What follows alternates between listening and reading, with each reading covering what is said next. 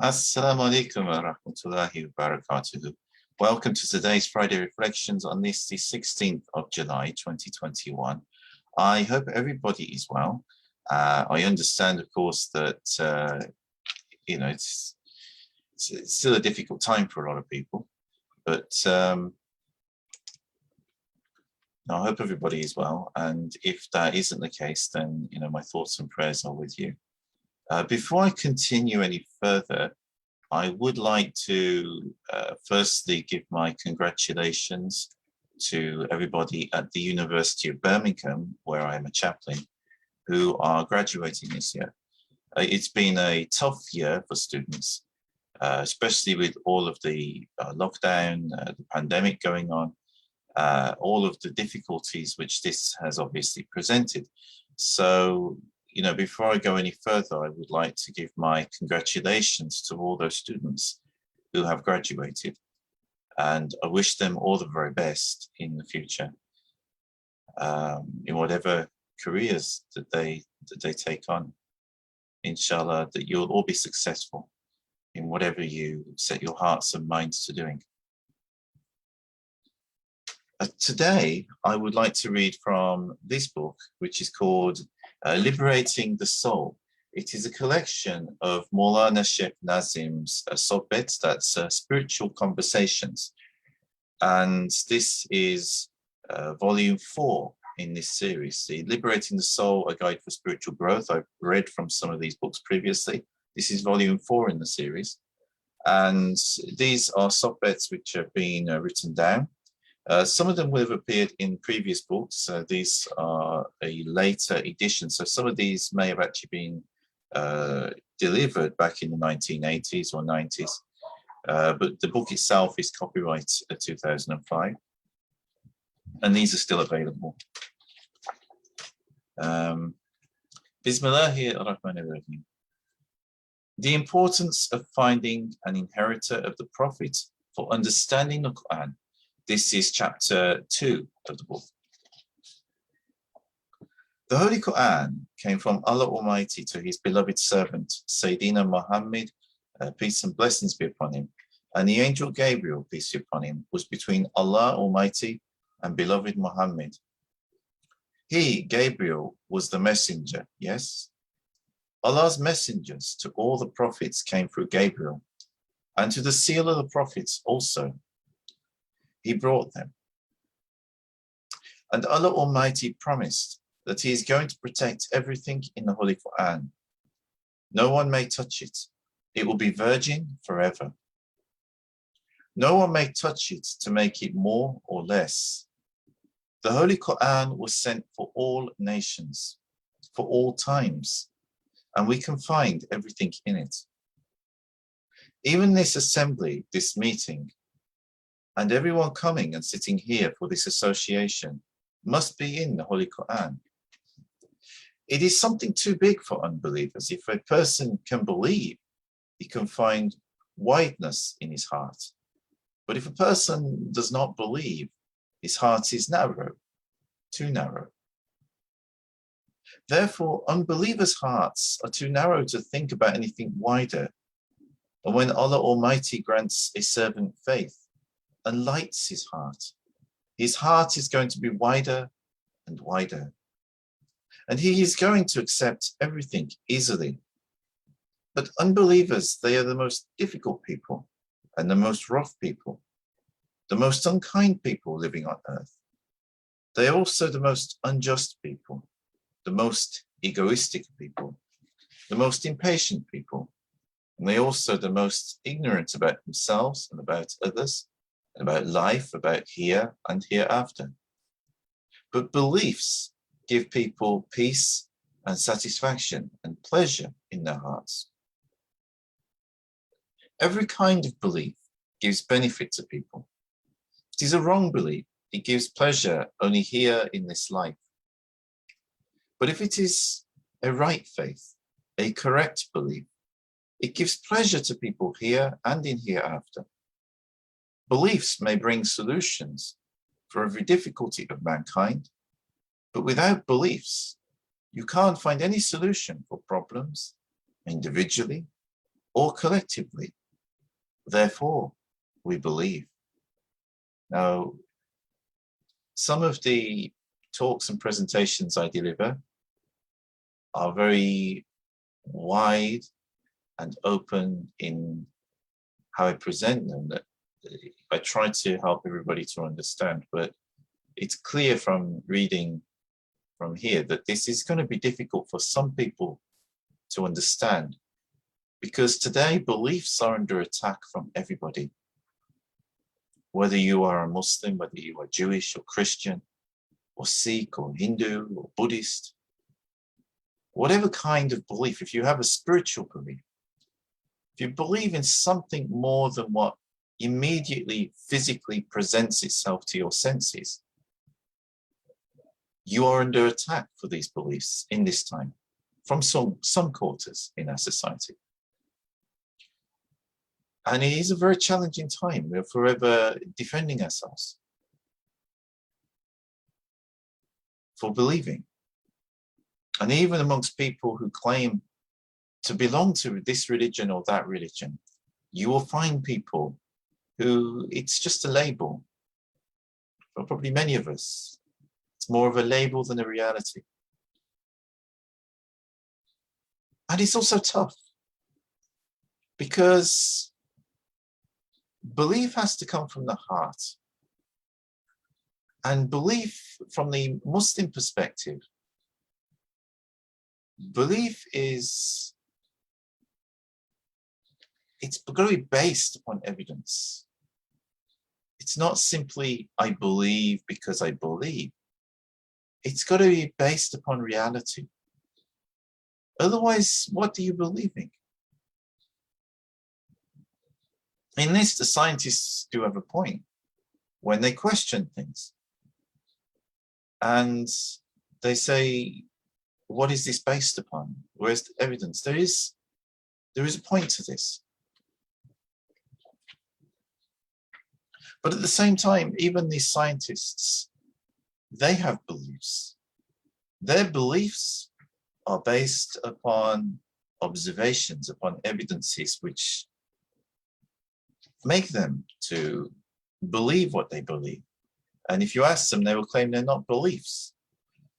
But there's an element of belief once they accept that their observations and their theories are an accurate description of reality, at least to some level. That is a belief. They can list all the evidence that makes them understand that, but even then there will still be some assumptions in there.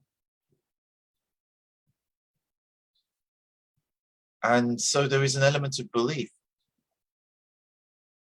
And without that, they couldn't have progressed in all the developments that they've made with the sciences. So don't let scientists also put you off and say, about belief. We all have to believe on some degree.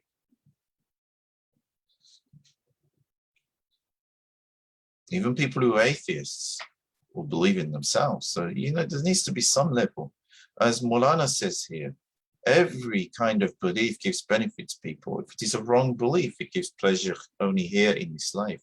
But if it is a right belief, a correct belief, it gives pleasure to people here and in hereafter.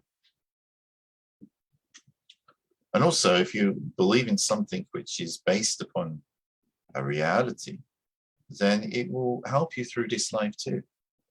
If a person's belief is off, it may give them some degree of pleasure, satisfaction, but at the same time, it will give them a lot of hindrances because it is so far from the reality. Mawlana continues. We are asking from Allah Almighty to believe in the Holy Quran as it needs to be believed in, because it is the Holy Quran. And we have been ordered to believe in it. And your belief is going to be on different scales or levels. And as much as you can believe in it, you will reach a view which makes everything more clear for you about yourself, about this life, about that next life, about the earth, about the heavens, and about your Lord, Allah Almighty. Therefore, we are in need to improve in believing in the Holy Quran. What is the way? It is important to ask, what is the way that we can improve in believing in the Holy Quran? That first condition, that most important one. And now we are asking, among the entire nation of Muhammad Sallallahu Alaihi Wasallam, which group of people believed more in the Holy Quran than any others? No doubt, they were the companions of beloved Muhammad Sallallahu Alaihi Wasallam. Yes, there is no doubt. And we may understand how we can reach an improvement in believing in the Holy Quran, because the companions of Muhammad Sallallahu Alaihi Wasallam, the Sahaba, listened to one to whom the Holy Quran came and who was clothed in that Holy Quran, so that the Prophet Sallallahu Alaihi Wasallam was a talking Quran and an acting Quran, personally, physically, and spiritually. Different degrees of belief. Obviously, someone who just embraced Islam, or a youngster in a traditionally Muslim family, is not going to have the same scale of belief as someone who has dedicated their life to unlocking the secrets of the Holy Quran. There's going to be different degrees of belief. That's normal.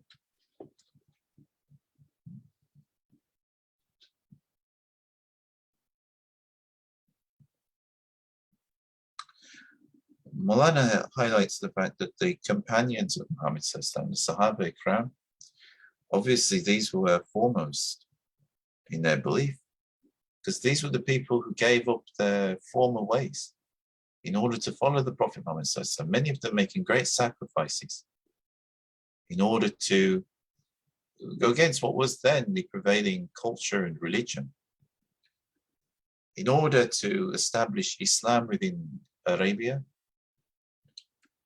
And many of them made tremendous sacrifices in order to do that. And among them became people who became, literally, they were known as walking Qurans. They were people who embodied the Quran. They weren't reading a book. They were living the Quran in their actions, in their conversations, in their prayers. They were embodiments of the Quran. As Mawlana says here, personally, physically, and spiritually, they carried the Quran in everything which they did. There is this written Quran on pages, but for Sayyidina Muhammad Sallallahu Alaihi Wasallam, the Holy Quran was written in his heart, and he wore its nur, its light, on himself.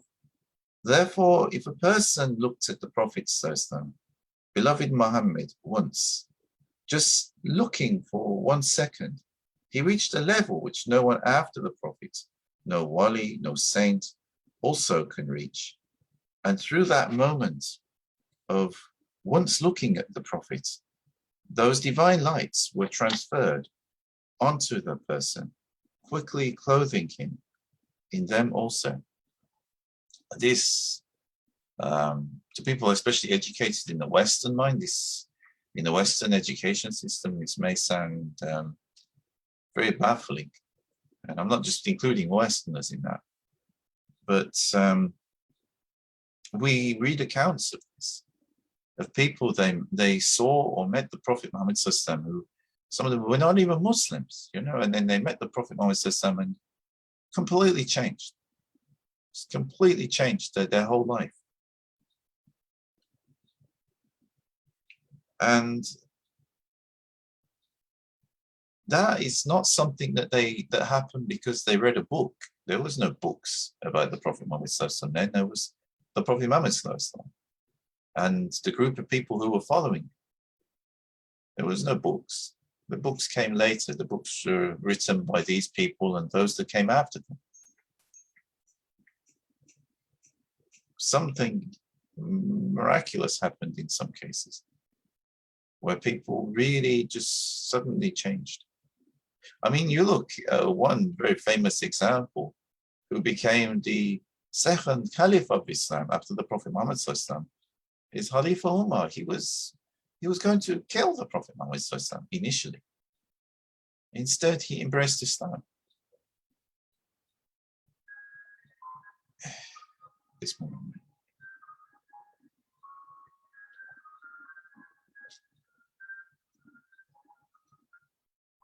Not only did he embrace Islam, he led the Muslims for a period of time as well. Bismillah. Awliya can meet with the Prophet ﷺ after his death. They can meet with the Prophet now in his spiritual body. But the physical body is something else. To physically meet the Prophet ﷺ, it is something else. When the Holy Quran came, it was written on his heart, clothing him in those divine lights. And if anyone looked at him, it clothed him in them also. Therefore, the companions of the beloved servant of Allah Almighty, Sayyidina Muhammad sallallahu alaihi wasallam, were at the first level of belief in the Holy Quran, and after them, those who learned the Holy Quran from the Sahaba were the strongest also in believing in it. And so it goes on. And as much as you are able to learn from someone who has a strong belief in the Holy Quran, he may pass the Holy Quran to your heart from his heart. He may transfer it from himself to you. We have a saying, even to recite the Holy Quran, you can't learn it by yourself. The Holy Quran must be learned from mouth to mouth, yes? You must listen to someone who knows how to recite the Holy Quran so that you can learn. Otherwise, just by reading tajweed books or books about reciting the Quran, it is impossible. You must learn from someone who knows how to recite the Holy Quran. You must be present with him, and he should teach you. This isn't to say that, tajweed books and private study are not important, but Mawlana is highlighting a point here about the importance of a teacher. And in fact, even any subject, aside from Islam, which subject do you learn completely without a teacher? I mean, even people forget the book is written by a teacher. If they're reading a book and they're learning from a book and they manage to benefit from that book, they are still learning from a teacher. But it's not the same as having that personal relationship with the teacher. There is something when you spend time with the teacher that you can learn more than what is just contained within a book. Because there may also be things which are not written in the book, things which the teacher forgot to mention or didn't mention. It's which you will learn from being in the presence of the teacher.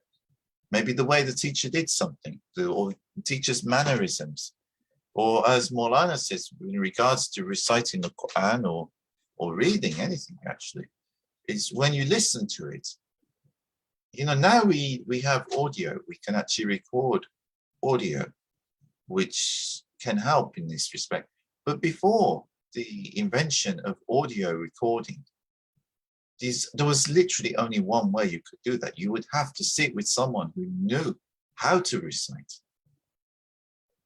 And then you would be able to hear how it's supposed to sound. Then the tajweed books can step in because they serve as a reminder. But you've got that sound already recorded in your head. But without that recording, if you just have the book, it is very difficult.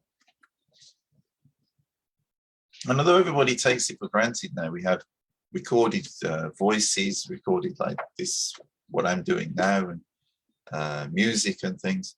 But historically, this is actually very recent developments. Before these were developed, then there was no way that you would be able to learn these things without sitting with someone who could either recite or, even in the case of music, play that music.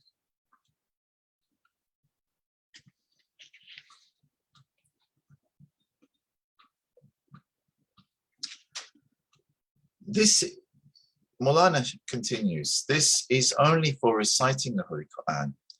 And if you are in need of a teacher for reading the letters, what about for the Holy Quran itself as a belief? Do you think that as much as you are able to recite the Holy Quran, you believe? For the beginning of that belief about the Holy Quran to enter into your heart, you must look for someone who is stronger in believing in the Holy Quran than yourself. And you must be in association with them, so they may give to you from themselves and making a graft from their beliefs onto your beliefs. Everyone's belief needs a graft from a good one. A gardener is always looking to make a graft from a good tree. Therefore, you, all of you believers, now you are believing, but your beliefs are in need of a good graft from someone. And a good one can only be an inheritor of the Prophet ﷺ. Not any scholar can give you that. Most scholars also are without grafts, yes, because they are looking at themselves as growing, becoming taller.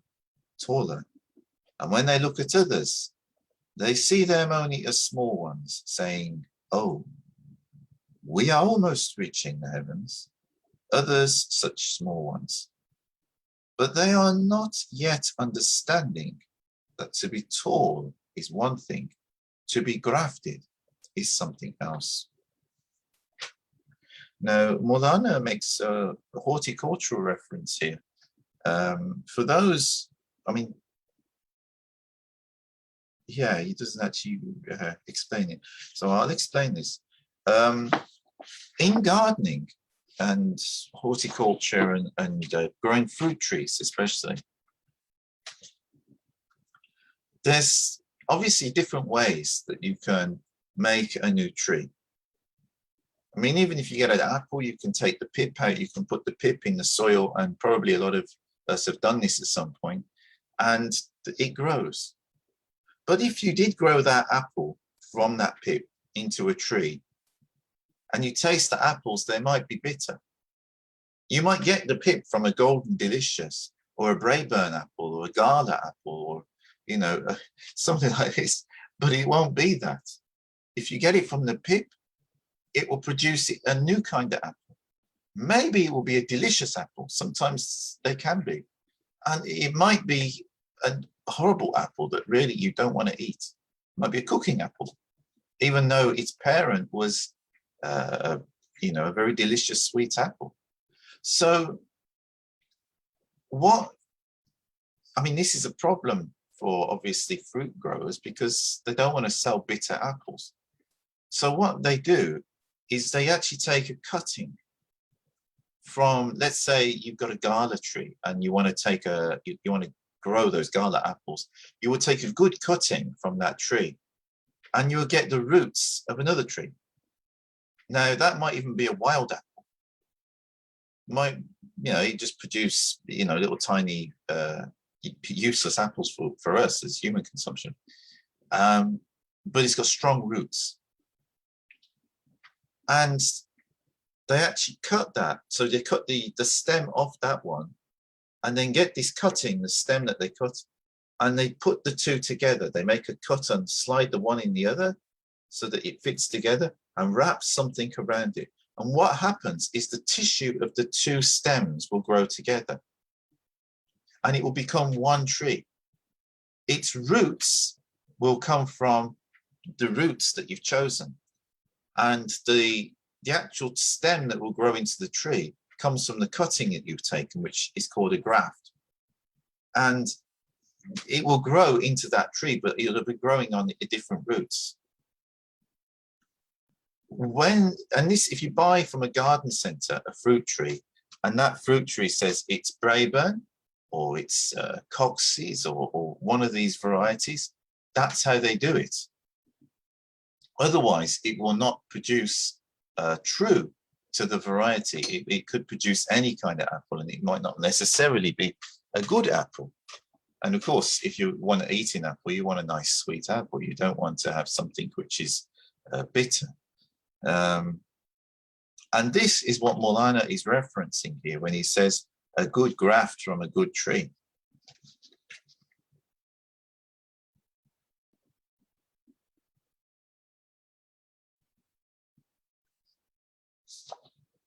They are not thinking of taking a graft from awliya Allah, from saints, who are the real inheritors of the Prophet Muhammad Sallallahu Alaihi Wasallam. That is the reason you can't take from scholars. If you take something from them, it is the same as what you have, because they are not humble enough to come to look for some inheritor of the Prophet and to submit to that one and ask for a good graft. Look at Imam Adam. Imam Adam was Abu Hanifa, one of the most famous of the four Imams of the four madhabs or schools, yes? Millions of people are following his school and going into paradise. Yet he was saying, if I had not had the last 2 years of my life, when I met with that good one, the inheritor of the Prophet ﷺ, I would have been halak, from the people of house, to be destroyed and vanish. He understood when he met an inheritor of the Prophet ﷺ, a wali. He was Jafar as-Sadiq, may Allah bless him, one of our grand sheikhs in the Naqshbandi order, the Prophet's grandson. When Imam Adam met him 2 years before his life finished, and Jafar gave a good graft to him, then Imam Adam saw what he had been before and what Jafar had given to him. Therefore, in the old times, scholars, when they had finished education, learning Sharia, most of them will go and look for some wali, some inheritor of the Prophet ﷺ, and that is what we are calling a graft. Everyone is in need. But in our time, when people have learned 2 hadiths, they think they have reached the heavens. They are such proud people, particularly if they have the title of doctor. In Islam, we have ulama, scholars, not doctors. That title has come from Western culture to house scholars, and they're very proud and happy with that. They think that if anyone writes a lot of pages on a specialized subject, and he has been given the title of doctor, he has completed all the knowledge in Islam. He has learned everything. No need for him to learn more. Finished. But they are wrong. They are only proud. And if a person is proud, he never learns, never improves. The heaviest thing for people in reaching the heavens or reaching their heavenly stations, that is to be proud. And they're also in need to learn the Holy Quran from someone who believes in the Holy Quran strongly. And he gives to you a graft, and that graft grows. No more does your tree grow, but from that wali, his graft grows inside yourself. That is the meaning of tariqah. But proud scholars, they are not accepting. They are not understanding. They're very ignorant about tariqahs, or the meaning of tariqahs, particularly about the most distinguished Naqshbandi order. Yes, if they like, that is a proof and evidence for us. Because the Sahaba took that graft from the Prophets into their hearts, and then they gave it to others.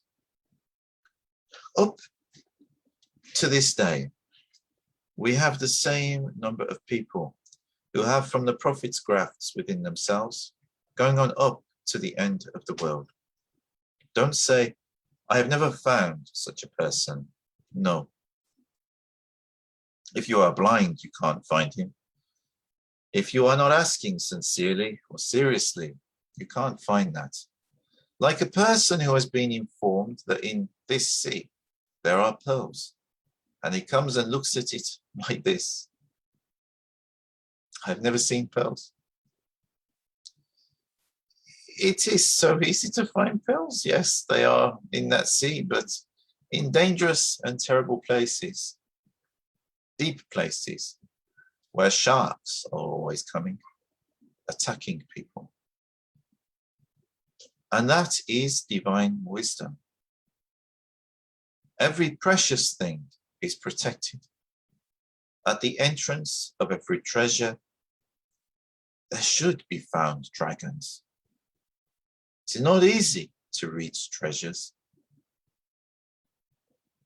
Therefore, it is not easy to find such pearls among people, particularly when your ego is preventing you from finding them.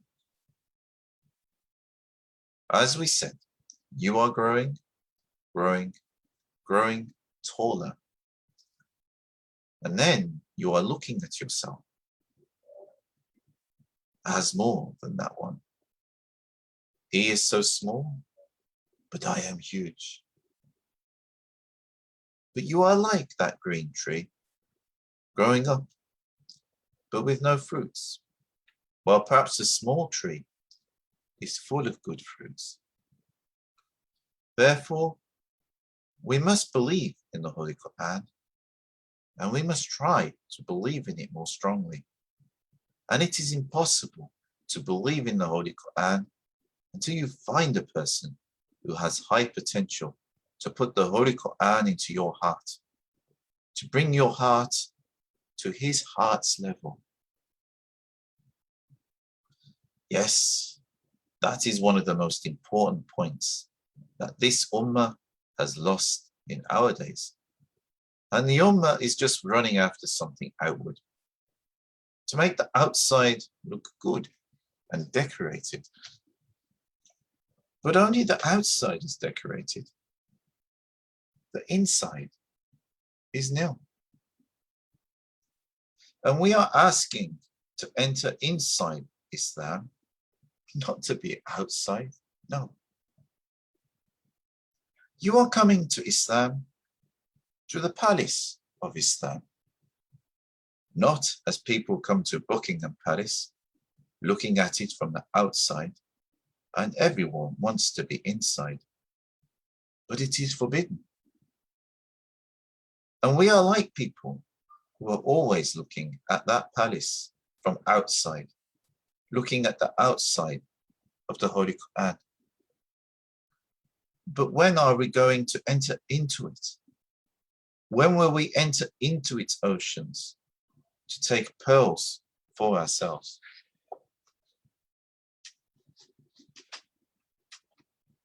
But as we said, people are only looking at the outward decoration for everything and ignoring or neglecting its inner meanings.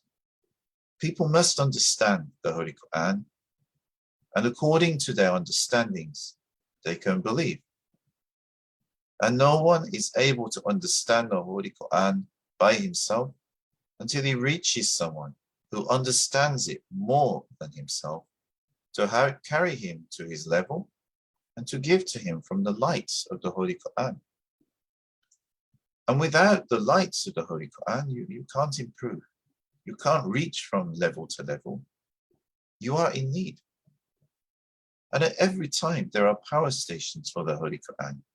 If everyone is asking to reach these stations, he may reach. It is not a prohibited thing. You may be on top of the Himalayan mountains, but it doesn't matter. You know that it is there.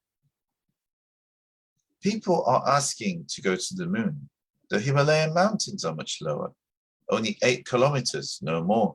And the moon is many thousands of kilometers away. But people are asking to go to the moon. And you also, you must ask.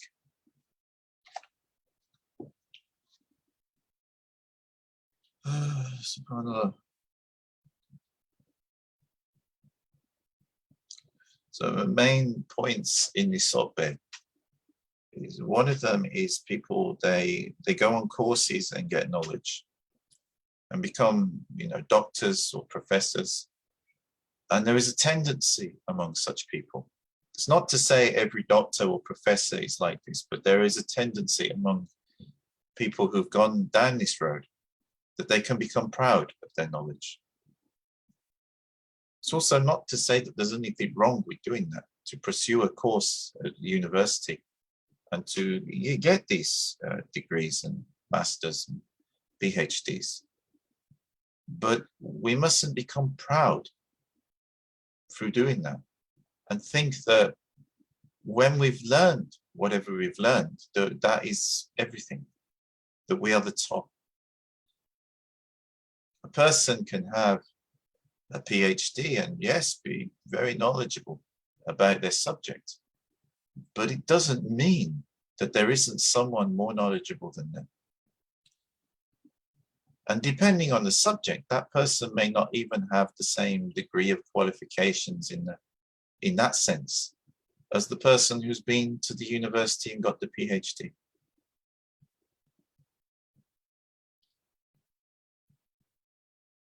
We mustn't be proud. And even if the person is really ace in their subject, they could meet someone else who is expert in their own area. And so we shouldn't look down upon anybody because there's always lessons to be learned. When I went to the United States, I met many very impressive people, all manner of people, from university professors to religious leaders, politicians, all manner of people, in very prominent roles. And one of the most impressive people I met in the United States was actually a cleaning lady in my hotel in Atlanta. Honestly, I don't know if any of you have seen The Matrix. This woman was like the Oracle in The Matrix. She was so full of profound wisdom. Really blessed woman. And all she did as a job was a cleaning lady. I said to her, sis, you should be a guru. You should be doing something and, helping people with this knowledge and spreading it. And she's just a cleaning lady. But I know she was not just a cleaning lady. But you see, if I had just looked at her as a cleaning lady and not got into conversation with her, all I would have seen is a cleaning lady. But she's a lot more than a cleaning lady. May Allah bless her soul. I hope she's okay with all of this, over this year with the pandemic and stuff. May Allah grant her the best of this life and the best of the next. Really special woman. So we shouldn't go on appearances and we shouldn't become proud, because when we become proud, we stop ourselves from learning. No matter how much we know, there is always more to learn. And this is especially true with Islam and spirituality.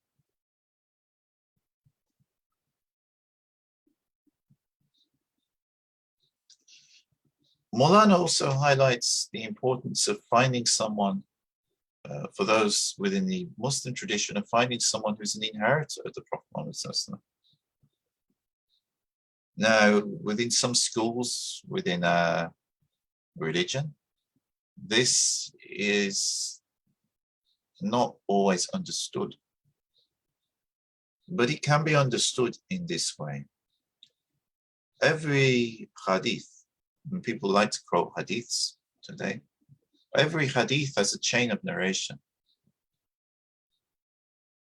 And that chain of narration is accepted by people who study hadiths, that there are these chains of narration. And yes, some of them may be regarded as weak or daif, but there are those which are sahih, which are authentic.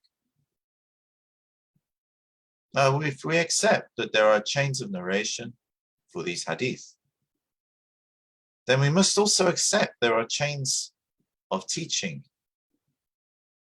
The one teacher had a student, and that student became a teacher and had students. And that student their students, some of them become teachers, and they had students. And there are people to this day within many fields of Islamic study who can trace back where they got their knowledge from. Even within the science of hadith, there are people who will trace that they learned from this Shaykh who taught them this, and this scholar who taught, and going right the way back. They know who taught them their hadiths and their science of hadith. In the same way, there are people who know who taught them the path of spirituality, the spiritual, the deeper knowledge within Islam, what we call tariqah. There are people who know that. And Mawlana is highlighting the importance of making sure you look for someone who is genuine, who is a genuine and authentic teacher, and not a counterfeit, not someone who is just making stuff up, but someone who they have that connection, they have that sense of what they're talking about, as well as the teaching itself that they can quote from books and stuff, but they have a sense how to navigate it that's been passed to them by their teacher. Recently, for instance, you've got also in another field, Karate Kid movies, and you've got Cobra Kai that's come on Netflix. And you see in this, I mean, the Karate Kid has his teacher, Mr. Miyagi, and Mr. Miyagi would have his teachers. And within karate or kung fu or tai chi, the genuine ones, who are genuine masters within these traditions, they will tell you who they learn from, who learn from, who learn from, who learn from. They know. They also have the silsila. And this is the traditional way before the modern education systems kicked in the 20th century, maybe 19th and 20th century. This was the traditional way. You had a master and an apprentice, whether you were studying to be a carpenter or a blacksmith or a stonemason or an accountant, even an accountant, you know, or a banker, you would actually be apprenticed into that trade. This is no different. And they would know, you know, that through those traditions, they actually kept records as well, who they learned from. And don't think it's impossible. I mean, even if you look at, you know, in this country, you know, who was the list of kings? We know who was the king before. In America, they keep a list of presidents. They know who the presidents were, going back to their founding in 1776. So, you know, people record these things. And the genuine people, they can tell you who they learn from, where they get their knowledge and insights from.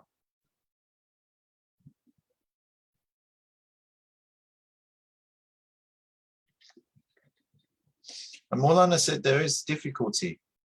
Just like if you're trying to find pearls in the sea, there are difficulties.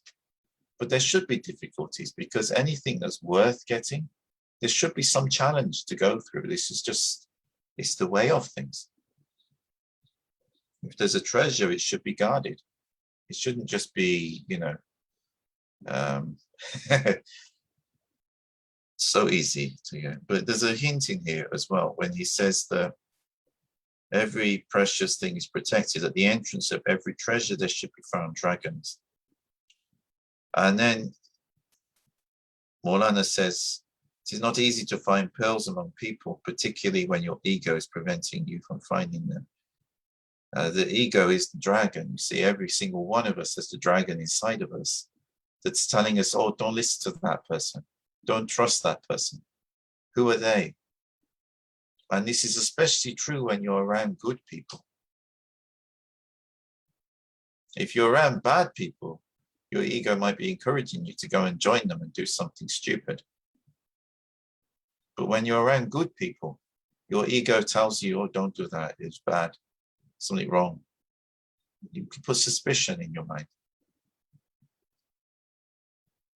Even, it's not just the ego. I mean, I've been to these, I remember early when I got into Tariqa, and I was at an event in Birmingham, an Naqshbandi event, and I took a friend of mine along who was not a Muslim, he was a Catholic, loosely a Catholic. I found out afterwards he was actually, he also had a Protestant pastor, which was confusing, but he was Irish guy. And I took him to this function, and he went outside for a cigarette. And right outside the event, there was a guy passing out leaflets, ostensibly about Islam. And he gave me a leaflet on the 5 pillars of Islam, and I glanced at it, and I was still like on a high because I'd come out of this event, which is really uplifting and spiritual. So I wasn't thinking anything bad. So I just looked at the 5 pillars and said, oh, alhamdulillah, if I find someone who's, I think might be interested, I'll pass it on to them. Because obviously I'm aware of the 5 pillars of Islam. I mean, I'm a Muslim. I was a Muslim already for some time at that point. And he then started having a go at me, telling me that everything that's happening inside the event is wrong, and they're all outside of Islam. And he was very angry. And this is a good giveaway as well, because why was he angry? Even if what he was saying was true, why is he angry? Why is he so stressed about it? Yes, sure, pass me a leaflet, inform me that there may be an issue with what's going on inside, but why was he angry? You see, anger is from Shaitan. Shaitan was waiting right outside the event for anybody who Shaitan could catch. So there's always, wherever there's treasure, you will always find obstacles, you'll always find difficulties. But that doesn't mean there isn't reality there. There isn't a treasure to seek. But the more you come across these things, the more it indicates that you're actually approaching a treasure. And there's something that needs to be valued, appreciated.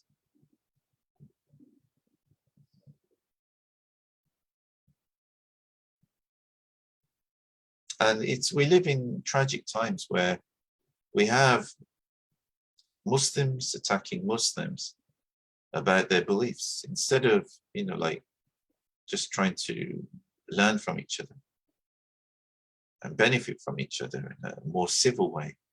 And people are attacking each other. And this causes confusion. But there are people out there that are worth spending time with and worth learning from. And there is an importance, as Mawlana Shaykh Nazim highlighted here, learning from a genuine teacher. Any subject you go and study, whether you study it at the university or school or whatever, you will have teachers. And without a teacher at all, it's difficult to learn. And some people today may counter me and say, yes, but now we have YouTube and there's all these videos that, okay, but look, who's on the videos? If they're good ones, there's a teacher on the video. So it's still the same thing. It's just there's through the medium of a digital video instead. But without that, then how do we learn? See, whatever we've learned, if you boil it down even to the basics, when we first enter school during reception, and nursery and reception, we have teachers, and those teachers help us to read our ABCs, our phonics. And from our phonics, help us to be able to speak words. The other day, someone made a post on Instagram that I saw, and it mentioned about this gentleman in India who had been raised by wolves. He couldn't speak. Yes, the wolves had raised him. He was alive. He was a human being, but he couldn't speak because the wolves obviously couldn't teach him how to speak. He probably would understand wolf, the sounds and things that wolves do, and the other ways of communication. He'd understand that because he was raised by wolves. But he didn't understand, he couldn't speak human speech. So why do we? Because we had teachers, they taught us. Well, if that's important when learning English, or whichever language is our first language, then how much more important is that when it comes to learning our religion? But we also have to make sure we were good teachers. And one of the indications about that I mentioned already is anger. If someone's always very angry, and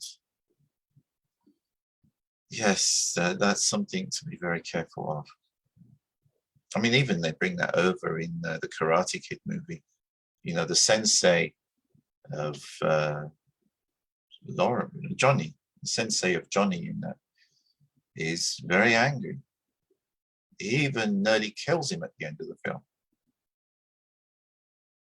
Whereas Mr. Miyagi is always peaceful and calm. And Mr. Miyagi's demeanor in that is exactly how you would expect a Shaykh to be. Someone who is calm and patient. And because what is Islam? Islam is Salam, it's peace. To be at peace with yourself, to be at peace with God, to be at peace with creation. And also, the Prophet Muhammad ﷺ is the beloved of Allah. And a genuine teacher is someone who is an heir of that tradition of the beloved of Allah. So you'd expect them to have love in them. And if you don't find love and compassion in them, then regardless whatever they're telling you, they understand, you have to question that. First, they should have love and compassion for their students. And patience. I hope you have enjoyed that and find it beneficial. If you do like these videos and find them beneficial, please don't forget to subscribe to my Instagram, Facebook, and YouTube if you haven't already. And I look forward to seeing you next time. If you're in the UK, I wish you a very good evening. And wherever you are in the world, I wish you Salam alaikum wa rahmatullahi wa barakatuh. Peace be with you.